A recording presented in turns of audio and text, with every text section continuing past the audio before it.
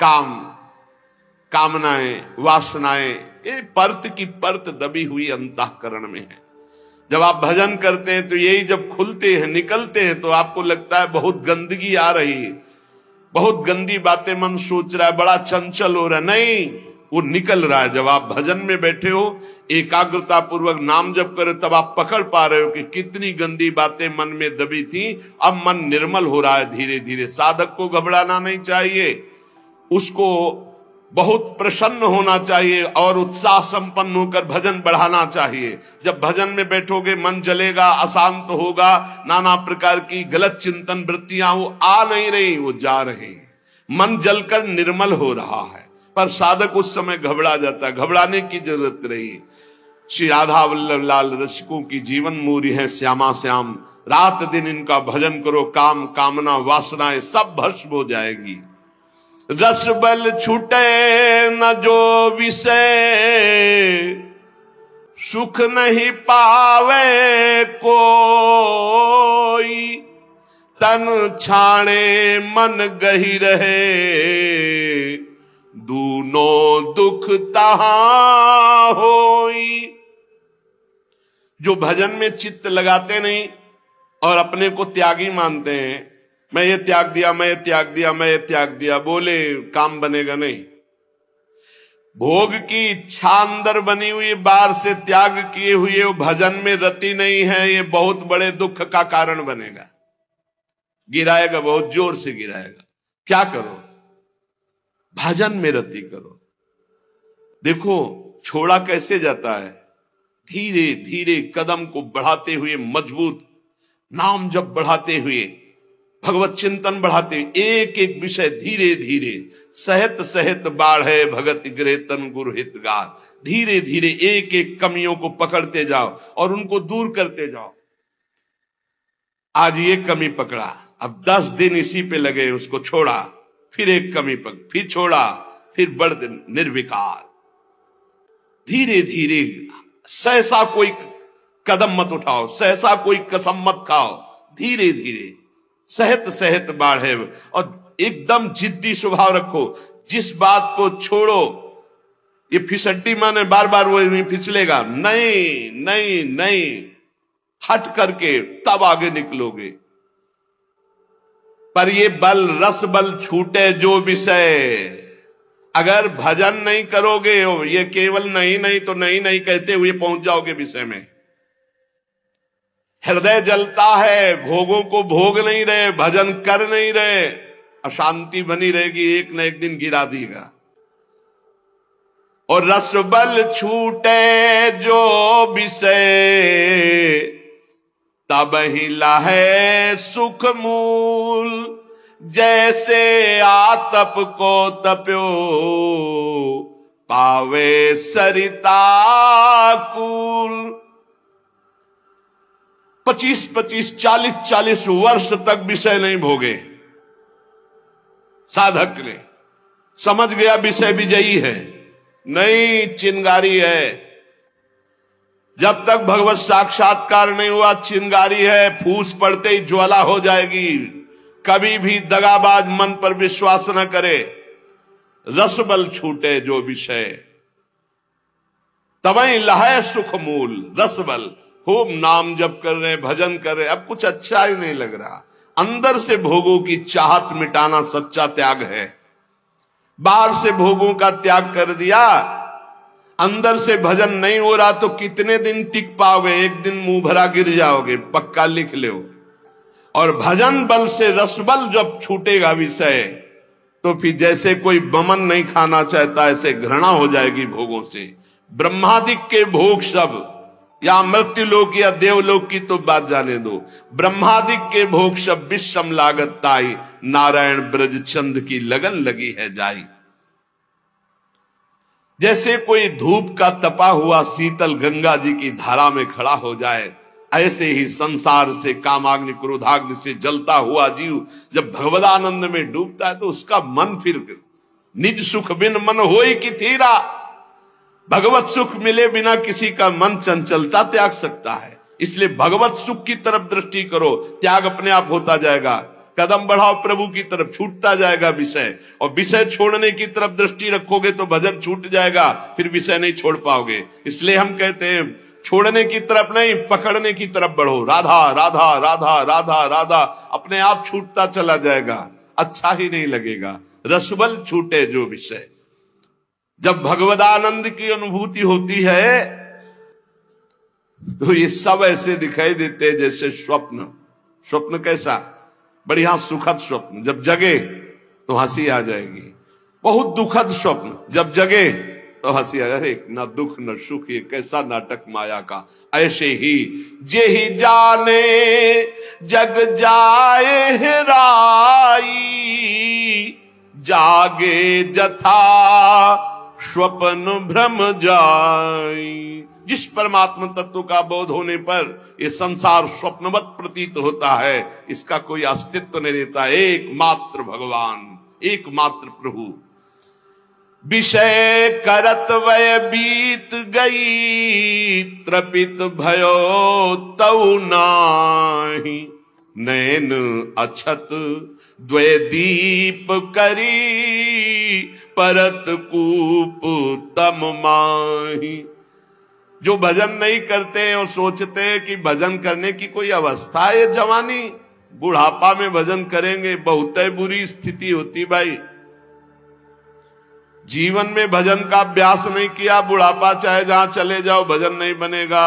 मन का आपने अभ्यास नहीं किया भगवान की तरफ लगाने का, तो विषय करत वय बीत गई। भोग करते पूरी जवानी व्यतीत हो गई, अब आ गई वृद्धावस्था, तो त्रपित भयो तऊ नाही।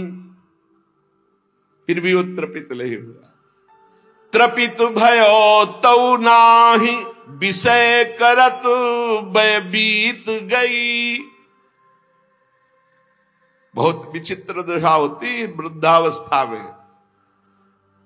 क्योंकि अब दुर्गति होनी, इसलिए भगवान की कथा, भगवान की वार्ता सुहाई नहीं देती।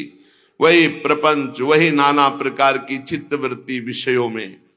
बोले नेत्र, ये देखो दो दीपक है, फिर भी नेत्र होते हुए भी कुएं, अंधे कुएं में गिर रहा जीव। देख रहा है कि प्राण छूटने वाले, फिर भी रामकृष्ण हरि नहीं जप रहा। ऐसी मन की, इसीलिए प्रहलाद जी ने कहा कुमार अवस्था से भजन मार्ग में, कुमार अवस्था से अभ्यास भजन का। यद्यपि तन जीरन भयो, छुटी न मन की रीति। बिखरी पर्यो सिमटत नहीं, इंद्रिन लीन हो जीत। बुढ़ापा आ गया, शरीर में दम नहीं रह गई किसी भी तरह की, ना दांतों में खाने की, ना आंखों में देखने की, ना इंद्रियों में भोगने की। फिर भी भोग भोगना चाहता है जी, है। मन की बड़ी दुर्दशा है, मन की बड़ी दुर्दशा है। ऐसे शरीर की हालत हो रही हो, फिर भी संसार का राग। यद्यपि तन जीरन भयो, छुटी न मन की रीति। मन फिर भी वही वासना लिए हुए। अरे बड़ा खेल विचित्र है माया का। यहां दुनिया में लाखों का मेला जुड़ा, हंसा जब जब उड़ा तो अकेला उड़ा। एक साथ शरीर छूटने पर भी ऐसा थोड़ी कि एक ही ट्रेन में जाओगे बैठ के, क्योंकि नहीं। हाँ, एक बात जरूर है, दोनों पति पत्नी खूब प्रिया प्रीतम का भजन करें और भाव देह की प्राप्ति हो जाए तो दोनों प्रिया प्रीतम के पास पहुंच जाएंगे, ऐसा हो सकता है। दोनों भगवान का भजन करें, दोनों भगवान को प्राप्त हो जाए। ये पत्नी और पति की पोशाक यहां है, मृत्यु लोक की ये पोशाक है। जीव तो सच्चिदानंद है, पति का जो जीव है वही पत्नी का जीव है। उसमें थोड़ी स्त्रीलिंग पुरलिंग है, जीवात्मा में थोड़ी लिंग है कि ये स्त्री है पुरुष है। ये तो पोशाक है भाई, नाटक की। इस जगत नाटक की स्त्री पुरुष पोशाक है। और जब नाटक से पीछे अपने स्वरूप में गए तो दोनों परमात्मा स्वरूप है।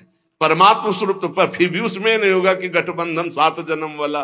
अरे छोड़ो ये सब दुनिया की प्रपंच, यहां आए हो भगवान का भजन करके अपने कर्तव्य का पालन करने के लिए। ये जन्म जन्म तक का साथ जो है केवल हरि से है और किसी से नहीं।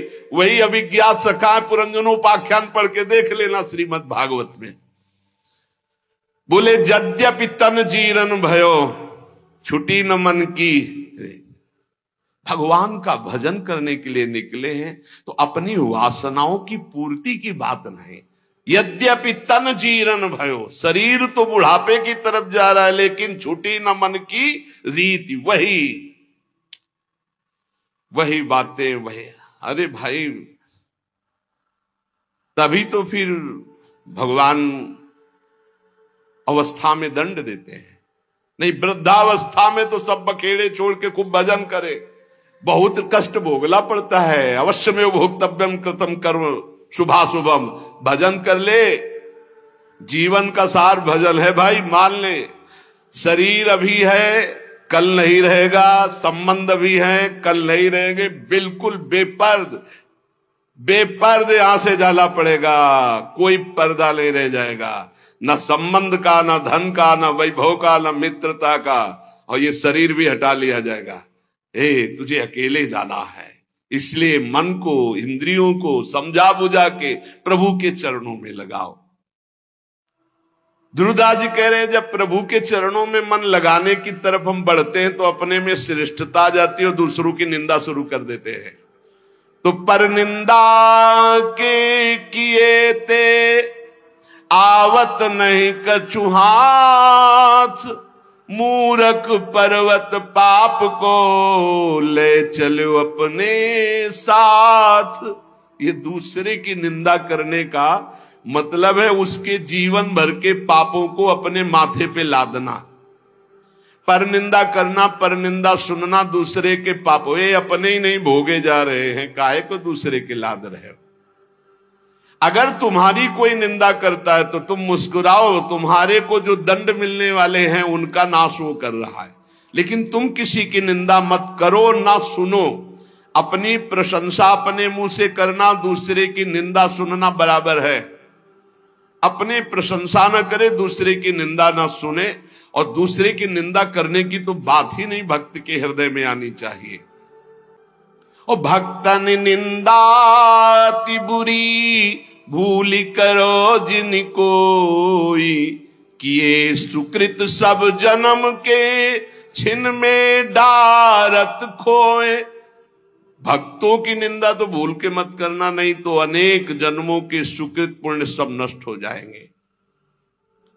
साध हो अज्ञात तुरत भवानी, कर कल्याण अखिल के हानि।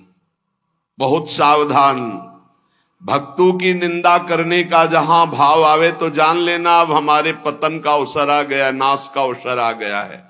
किसी भक्त की निंदा हो तो तुरंत कान में अंगुली डाल लो, राधा राधा राधा राधा, सुनना ही नहीं, वहां से हट जाओ। कि ये सुकृत सब जन्म के क्षण में डारत को, ये इतना बड़ा कोई और अपराध सृष्टि में नहीं है।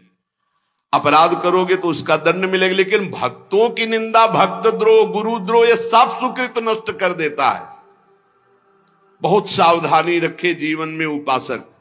मत्सर क्रोध भर्यो रहे, अरु सहाय अभिमान, बिनु पावक जरिबो करे महामूढ़ अज्ञान।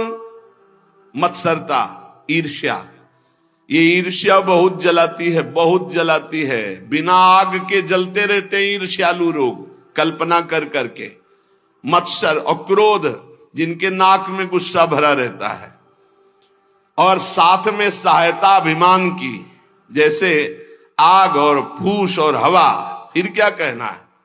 ऐसे ही मत्सरता, क्रोध और अभिमान, तो बोले बिना आग लगाए वो आदमी जलता रहेगा, अपने आप जलता रहेगा, उसका हृदय जलता रहेगा। इसलिए उपासक मत्सरता, ईर्ष्या का त्याग करे, क्रोध का त्याग करे, अभिमान का त्याग करे और निरंतर नाम जप करते हुए अपने जीवन को भगवान के चरणों तक पहुंचा दे। इस जीवन का परम लाभ भगवत प्राप्ति है। हंसी मजाक, बहुत बातें, नाना प्रकार के विषय, भोग, यही सब हमें भुलावे में डालकर हमारे समय को नष्ट करते। इसलिए सावधान, अपने जीवन को भगवत प्राप्ति के सुदृढ़ मार्ग में चलाओ और इसी जन्म में निहाल हो जाओ। आनंद स्वरूप अपनी आत्मा का अनुभव करो, या आनंद स्वरूप अपने परमात्मा का साक्षात्कार करो। जैसे भाव हो वैसे ही प्रभु का अनुभव होता है। शेष चर्चा आगे।